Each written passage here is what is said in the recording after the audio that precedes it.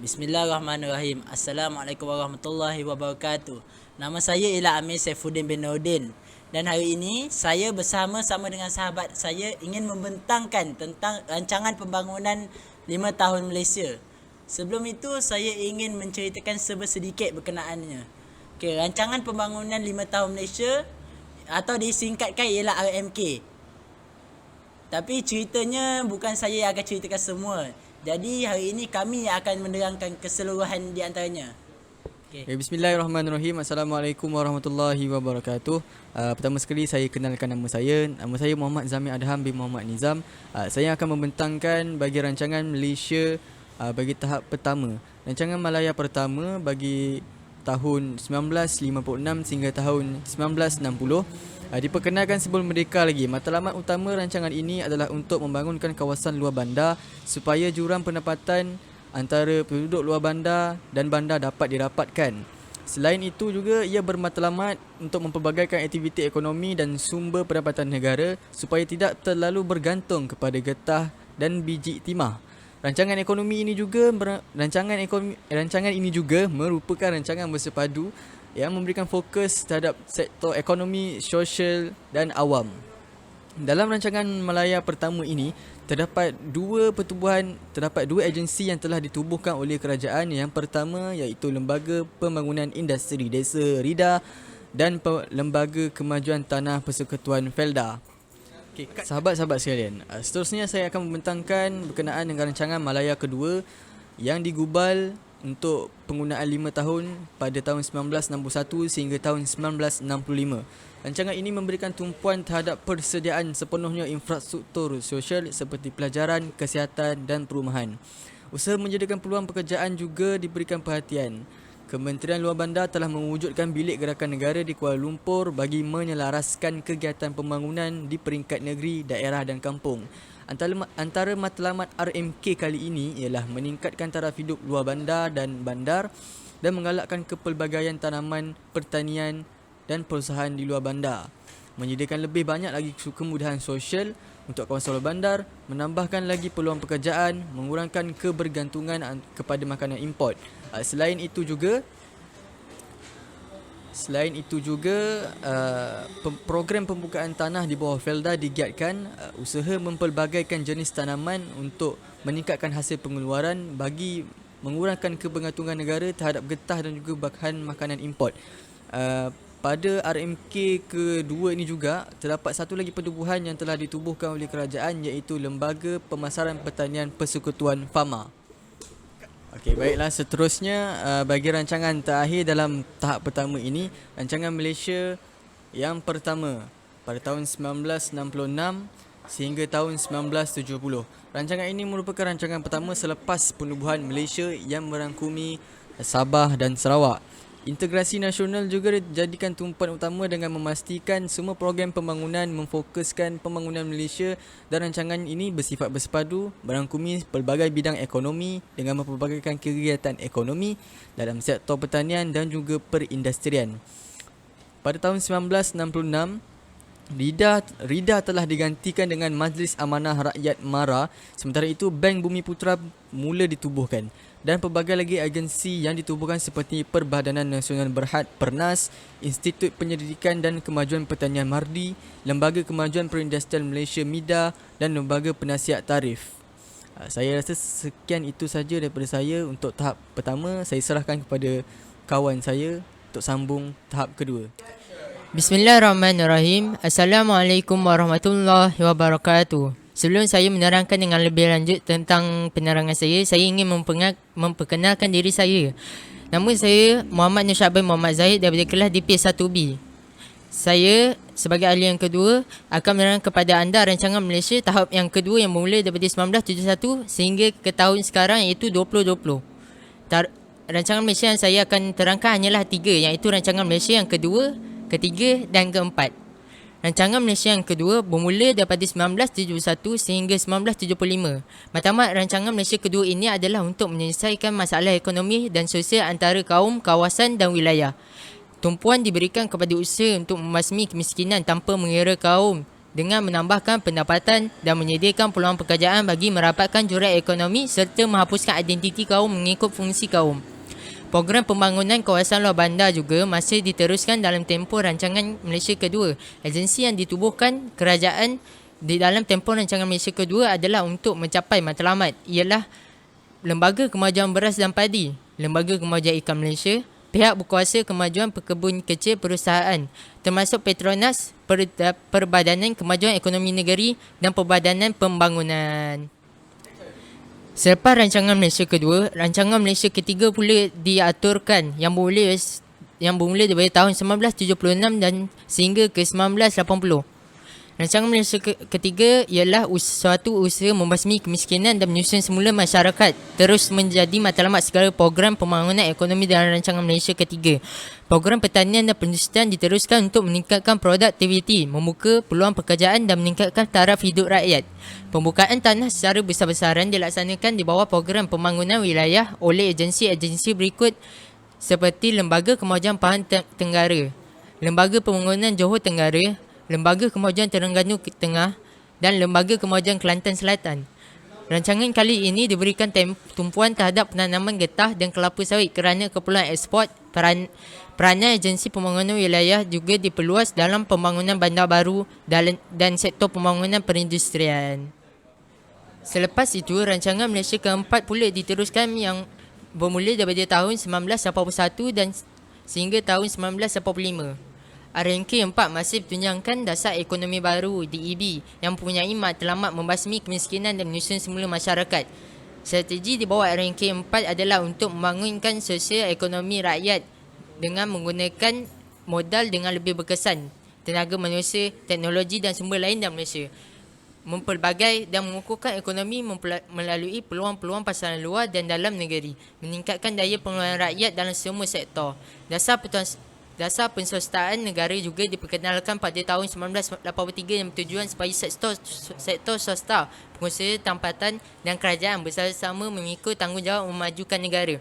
Melalui dasar ini, kepentingan atau pelaburan kerajaan dapat dipindahkan kepada sektor swasta. Pada masa yang sama, kerajaan Malaysia juga memperkenalkan dasar pensyarikatan Malaysia bertujuan menggalakkan kerjasama antara sektor awam dan swasta dalam membangunkan ekonomi negara. Di bawah dasar perindustrian berat, kerajaan Malaysia menubuhkan Perbadanan Industri Berat Malaysia HICOM pada tahun 1980. HICOM ditugaskan untuk menguruskan industri berat seperti Kedah Simen Sdn Bhd dan kilang besi Pewajar di Kemaman Terengganu. Menurut Perdana Menteri, dengan mewujudkan produk industri berat itu sendiri, ia dapat meningkatkan keupayaan industri sokongan atau mewujudkan industri-industri yang baru. Pengenalan dasar ini membawa kepada penubuhan perotak yang memacu industri automobil negara pada tahun 1983. Selepas itu, dasar pertanian negara DPN pula telah dilancarkan pada tahun 1984 yang bermatlamat memaksimumkan pendapatan daripada pertanian dan mempergiatkan semula sumbangan sektor ini kepada pembangunan ekonomi negara keseluruhannya. Rancangan-rancangan DPN meliputi pembukaan tanah-tanah baru, pemulihan serta penyatuan kebun-kebun kecil, penanaman semula, pembangunan pertanian secara bersepadu dan pembinaan kemudahan pengairan. Assalamualaikum warahmatullahi wabarakatuh kepada sahabat-sahabat sekalian dan Miss Nazatul.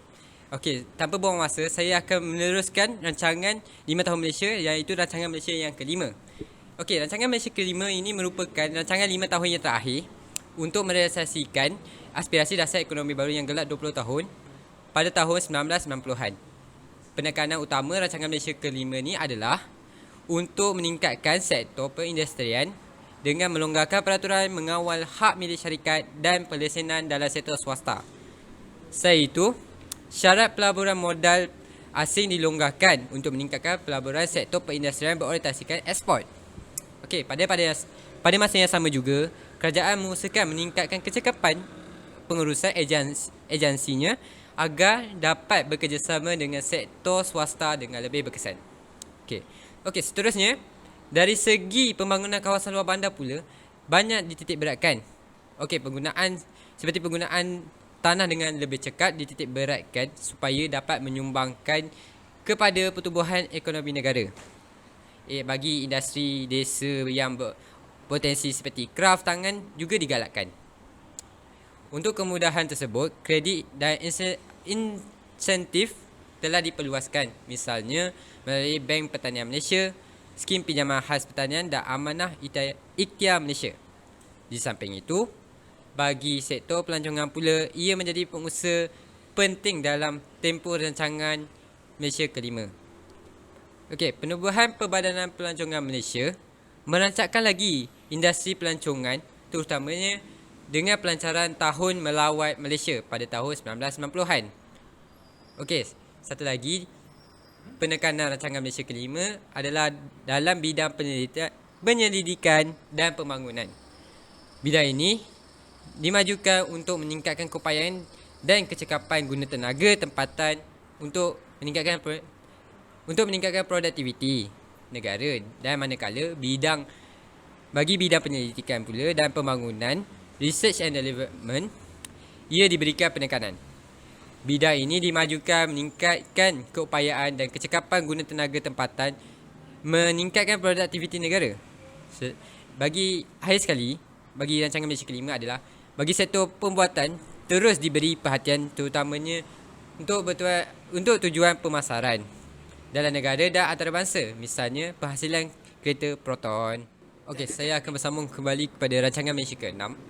Okey, rancangan Malaysia ke-6 adalah yang di mana meliputi pada tahun 1991 sehingga 1995, merupakan fasa pertama pelaksanaan rangka rancangan jangka panjang kedua RRJP2 1991 sehingga tahun 2000.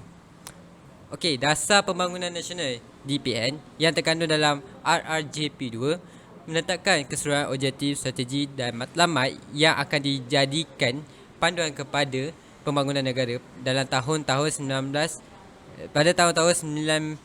90-an. Okey, rancangan Malaysia ke-6 menjelaskan strategi, program dan projek yang akan dibentuk bagi mencapai objektif DPN. Dengan pelancaran rancangan Malaysia ke-6, negara pada ketika itu bersedia untuk memasuki satu lagi tempoh pembangunan ekonomi dan sosial yang berterusan bagi dekad baru pada 90-an. Dan sejak mencapai kemerdekaan pada tahun 1957, negara telah mencapai kemajuan yang membanggakan di mana dalam usaha merubah struktur ekonomi dan meningkatkan taraf hidup rakyat yang dilaksanakan melalui beberapa siri rancangan pembangunan 5 tahun. Okey, pencapaian ini adalah lebih ketara semasa tempoh 20 tahun di bawah dasar ekonomi baru DEB. Dengan adanya program-program pembangunan yang dilaksanakan untuk mencapai matlamat, membasmi kemiskinan dan menyusun semula masyarakat bagi menghapuskan pengenalan kaum untuk fungsi ekonomi. Okey, kemajuan pencapaian objektif keseluruhan DEB pula dapat dilihat dengan dari pengurangan perbezaan pendapatan dan kemajuan yang dicapai oleh Bumiputera dalam sektor ekonomi moden. Ia telah mengukuhkan lagi perpaduan negara dalam masyarakat berbilang kaum dan meningkatkan kestabilan politik dan sosial dengan keadaan dalam tahun 1970-an. Kestabilan ini dan keyakinan terhadap prospek masa hadapan negara akan menjadi asas pembangunan ekonomi yang lebih kukuh dan menjamin kesejahteraan secara berterusan. Maka teras utama rancangan Malaysia ke-6 ini untuk mengekalkan lagi pertumbuhan ekonomi tahap yang tinggi dan menguruskan dengan berkesan bagi mencapaikan pembangunan ekonomi yang lebih seimbang. Penekanan kepada pembangunan seimbang pula adalah berdasarkan kepada kesedaran bahawa sesungguhnya pun terdapat kemajuan dalam pertumbuhan ekonomi dan pengagihan pertumbuhan yang mantap memerlukan asas ekonomi yang lebih luas. Okey, oleh yang demikian, strategi pembangunan seimbang akan merangkumi dasar-dasar mempelbagaikan asas perindustrian, meningkatkan pembangunan sumber manusia, menggalakkan peningkatan teknologi dan mengurangkan ketidakseimbangan struktur di antara sektor dan antara wilayah di negara ini. Strategi tersebut akan mengukuhkan rantaian dalam ekonomi serta membawa proses pertumbuhan dan pembangunan yang lebih bersepadu yang mampu menyumbang dengan lebih berkesan ke arah pencapaian objektif TPN. Okey, itu saja daripada saya rancangan Malaysia ke-6. Saya akan beri kepada sahabat saya rancangan Malaysia ke-7. Assalamualaikum warahmatullahi wabarakatuh. Nama saya Muhammad Raya Mifaizli. Hari ini saya akan membentangkan rancangan Malaysia ke-7, ke-8 dan ke-11. Untuk pertama kali saya akan membentangkan rancangan Malaysia ke-7 iaitu 1996 sehingga 2000. Rancangan ini telah mewujudkan pertumbuhan ekonomi yang seimbang dengan strategik, peningkatan produktiviti dan memperkuat daya tahan ekonomi negara. Pembasmian kemiskinan dan pengagihan pendapatan turut diberi keutamaan. Mempertingkatkan guna tenaga, pendidikan dan latihan, pembangunan kemasyarakatan seperti perumahan, kesihatan, khidmat sosial dan infrastruktur ditekankan. Dan mempergiatkan program penswastaan bagi meringankan beban kerajaan. Selain itu, antara pelaksanaan rancangan ini pula ialah melaksanakan projek-projek yang dapat menjana pendapatan dan memperbaiki hubungan seperti KLIA, hubungan kedua Malaysia dan Singapura, MIASAT dan lain-lain. Menyediakan kemudahan bagi mempertingkatkan kehidupan golongan miskin, pendapatan semula setinggan, projek perumahan kos rendah dan program pembangunan rakyat termiskin PPRT. Dan akhir sekali menambah peluang pendidikan dan latihan dengan menambah jumlah universiti pusat pengajian tertinggi. Dan seterusnya saya akan sambung ke rancangan Malaysia ke-8 iaitu dari tahun 2001 sehingga 2005. Rancangan ini merupakan rancangan pembangunan pertama dalam rangka rancangan jangka panjang. Dasar wawasan negara yang terkandung dalam RRJP 3 berperanan menentukan arah pembangunan negara dalam dekad pertama abad ke-21. Rancangan kali ini juga memberi perhatian ke atas industri berasaskan K-ekonomi. Rancangan ini menggabungkan strategi program yang dirangka bagi mencapai objektif dasar wawasan negara iaitu menjamin pertumbuhan mampan dan memupuk daya tahan ekonomi negara serta mewujudkan masyarakat yang bersatu dan sama. Antara objektif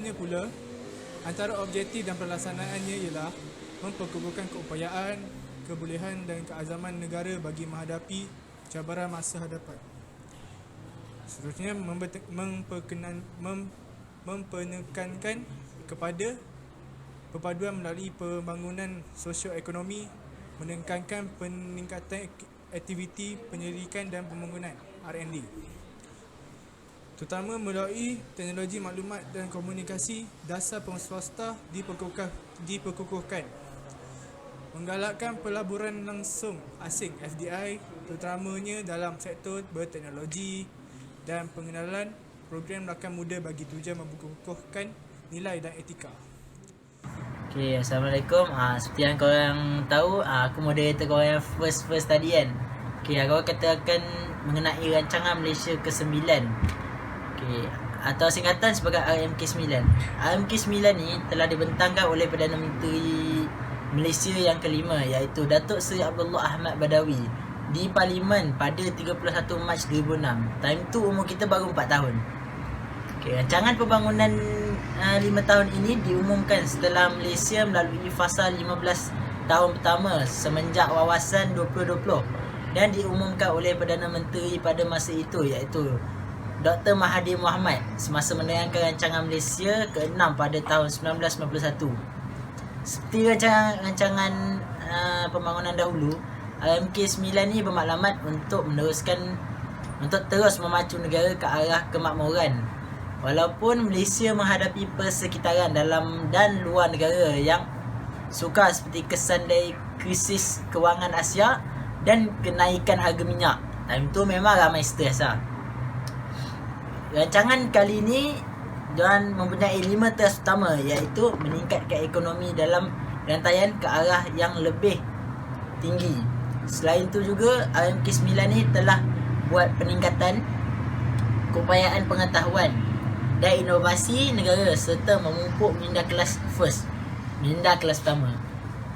Pada masa tu juga ia telah menangani masalah ketidakseimbangan sosioekonomi yang berterusan secara membina dan produktif demi meningkatkan tahap dan kemampanan kualiti hidup demi mengukuhkan keupayaan institusi dan pelaksanaan.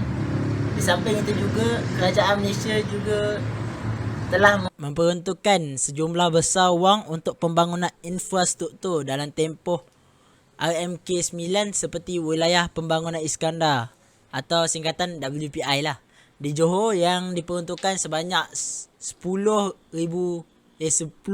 bilion ringgit. Selain dari itu, terdapat 3.5 bilion ringgit untuk membina dan menaik taraf jalan. 2 bilion ringgit pula untuk pembangunan industri bioteknologi dan 1 bilion ringgit untuk menaik taraf dan pembesaran lapangan terbang antarabangsa Kota Kinabalu di pusat penerbangan kos rendah kedua di Malaysia. Kalau siapa duduk dekat Sabah tu tahu-tahulah. Okay, terdapat peruntukan untuk jambatan kedua dan monorail di Pulau Pinang. MK9 juga memperuntukkan guru pelatih sebanyak 1 bilion ringgit. Okay, seterusnya saya akan menerangkan tentang RMK10. Okay, dibentangkan RMK10 ni dibentangkan oleh Perdana Menteri Malaysia yang ke-6 iaitu Datuk Seri Najib Razak atau korang gelar sebagai apa? Bosku. Di Parlimen pada 10 Jun 2010. Time tu kita semua dah besar. Menurut Najib, RMK10 ni mengandungi aspirasi program transformasi kerajaan dan model ekonomi baru yang berteraskan pendapatan tinggi, keterangkuman dan kemampuan. RMK10 ni juga kali ini mempunyai 5 teras strategi ke arah mencapai status negara berpendapatan tinggi dan maju menjelang 2020. Tahun ni lah. Antara 5 teras itu ialah meningkatkan nilai tambah dalam ekonomi negara. Selain itu, meningkatkan keupayaan pengetahuan dan inovasi serta memupuk minda kelas pertama dan menangani keupayaan sosioekonomi yang berterusan. Membuat peningkatan tahap dan kemampuan kualiti hidup. Terakhir ialah mengukuhkan keupayaan institusi dan pelaksanaan negara. Seterusnya, bagi RMK10 ni terdapat 10 premis utama iaitu dengan memacukan ekonomi domestik dengan kepekaan persekitaran luar negara. Seterusnya ialah memberi manfaat dan menuas dengan kepekaan persekitaran luar negara. Menjayakan pertumbuhan diterajui oleh produktif dan inovasi. Memupuk, menarik dan mengekalkan modal insan unggul demi memastikan peluang yang saksama dan melindungi golongan mudah terjejas. Ada juga pertumbuhan bertumpu dan pembangunan inklusif. Membuat dan menyokong perkongsian pintar yang efektif. Menghargai hazanah alam sekitar yang terdapat di sekeliling dan akhir sekali membina kerajaan umpama syarikat yang berdaya saing. Okay, Assalamualaikum. Saya akan sambung balik rancangan Malaysia ke-11 iaitu 2016 hingga 2020. Rancangan pembangunan 5 tahun yang terakhir ini ke arah merealisasikan matlamat Wawasan 2020. Wawasan 2020 yang dilancarkan pada tahun 1991 menggariskan aspirasi Malaysia untuk menjadi negara maju dalam semua aspek iaitu ekonomi, politik, sosial, kerohanian dan psikologi dan budaya menjelang 2020. Susulan daripada pencapaian pembangunan yang cemerlang dalam tempoh separuh dekad yang lalu, RMK ke-11 mengukuhkan lagi komitmen kerajaan untuk mencapai pertumbuhan, bermatlamatkan kemakmuran dan kesejahteraan rakyat. RMK ke-11 ini mula dibentang pada tahun 21 Mei 2015 di Dewan Rakyat yang berperuntukannya sebanyak 260 bilion. Rancangan Malaysia ke-11 berteraskan prinsip bangsa Malaysia yang progresif dan bersatu serta berkongsi cita-cita dan komitmen yang sama dalam meningkatkan lagi kemakmuran negara untuk rakyat. Antara prinsip kerajaan bagi rancangan kali ini ialah kerajaan yang pro pertumbuhan, kerajaan yang pro rakyat dan pro rakyat, kerajaan yang pro perniagaan, mesra alam dan menegakkan proses pembinaan negara.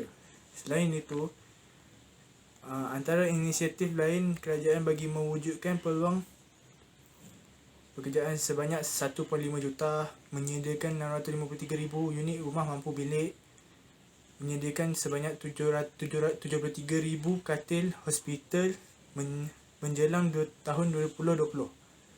Membina Klang Valley Mass Rapid Transit laluan Sungai Buloh ke Kajang, laluan Sungai Buloh Kajang Putera dan LRT3, membina Lembah Kawasan Malaysia MVV di Negeri Sembilan yang dijangka siap sepenuhnya pada tahun 2045 dan berupaya menarik pelaburan sebanyak 641 bilion.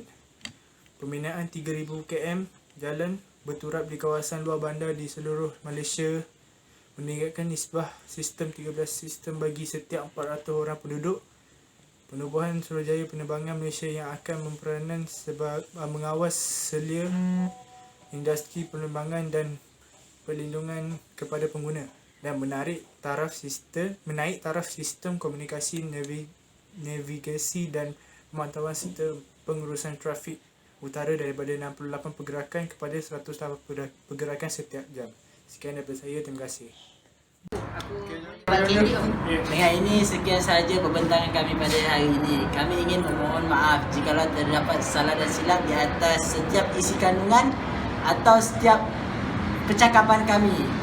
Dengan ini sekian, wabillahi taufiq wal hidayah. Assalamualaikum warahmatullahi wabarakatuh. Salam. Adanya